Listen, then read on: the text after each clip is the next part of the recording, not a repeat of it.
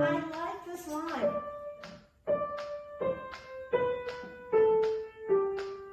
Are you doing just one diminuendo? Or are you doing a diminuendo crescendo, diminuendo? How many shapes are we doing there? Can we hear? Because I feel like it grows again, right? So it looks like, yeah. Perhaps? Let's try.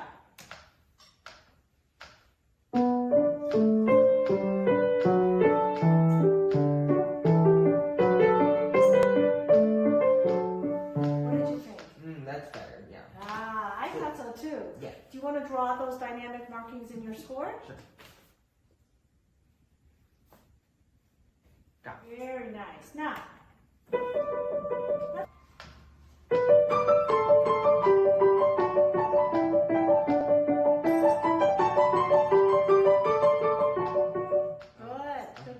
So did you hear how I was doing?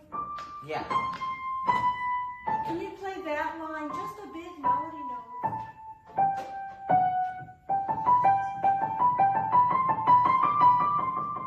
Could you draw those matching shapes of dynamic markings? And I want to just hear the big melody notes again, just in the same shape. Do the first one, and then the just right hand. Just the right hand. The first one first, so that you have a model.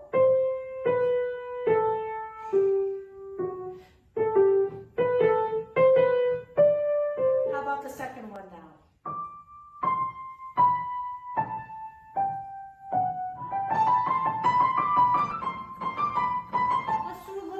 Dropping on that first. So when you were doing one, it's on the first one, right? Yeah. The other one, right? It's Liam. Yeah. All right. So should I try playing my left hand along with yours? Okay, sure. So how about I do one set of 16ths, and then you can come on in. 2, 3, 4.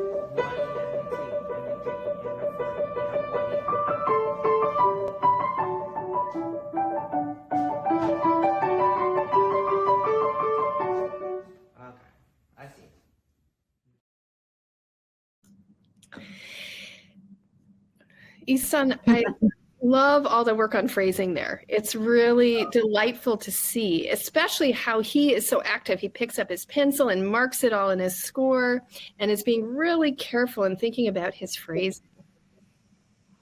Now, I wonder if you could talk a bit about your approach, what you call building together, this idea of the teacher supplying one hand while the student does another.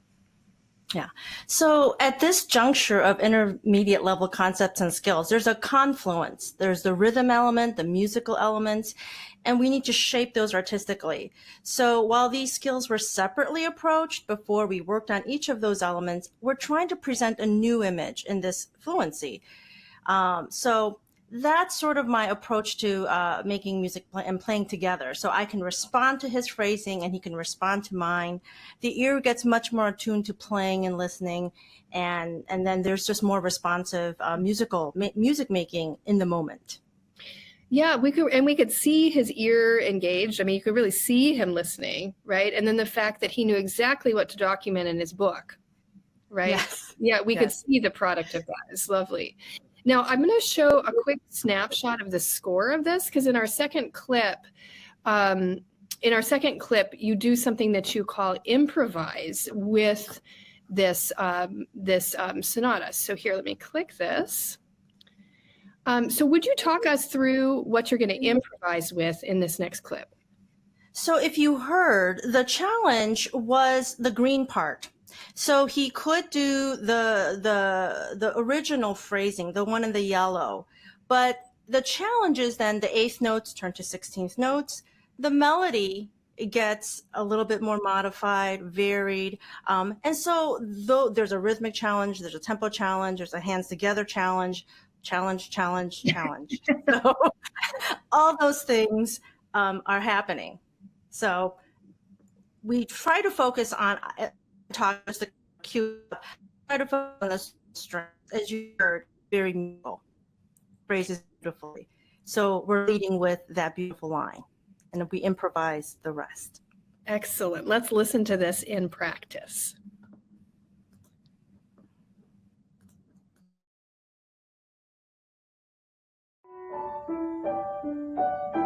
Let's do a little improvisation with that. What's this? So instead of, Oh, let's do, okay. let's improvise.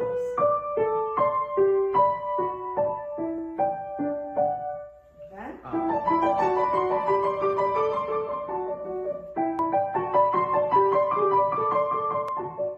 that was very lovely. Let's try that again. Just let's do the improv version.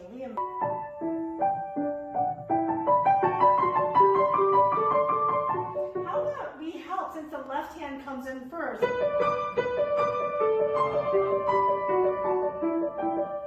Bring the left hand all back in now.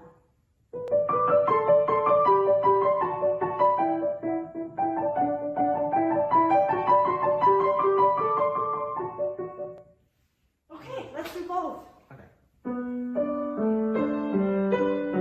The second one, So the left hand matches the right hand. I think so. It gives it that support and balloons the sound, right? It raises our expectations for what's coming next, Okay. unless it's supposed to be a huge surprise, which Okay. I don't know if it is. Let's start there again.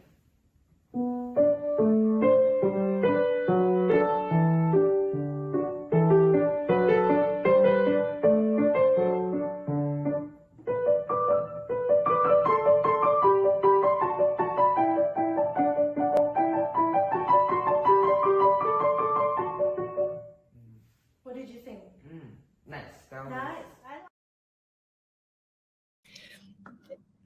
You know, again, when I'm watching that video, I can really see the output of the technique because he says himself, oh, so the left hand matches the right. Like he comes to that realization. That's right. That's right. And if you improvise the challenge, what I mean by the right hand, not doing the yararam, bararam, the 16th note figures, but remembers that really descending melodic cantabile line, that's where your ear goes. And then the gestures that follow, we can build around that, but you don't have to do all of that on the one day because, again, do what comes beautifully and then we build up the rest. Yeah, no, and we can hear that there. And I like the idea of using that word improvise just to remind ourselves that when we practice, we don't always have to do things exactly as it's written, right? That's right. Challenging that ear to listen and respond. Right. And because, we often think we just got to do it the same way 1,000 times until it gets good. And that's really not effective. It's not fun either. Yeah, no, it's not fun either, is it?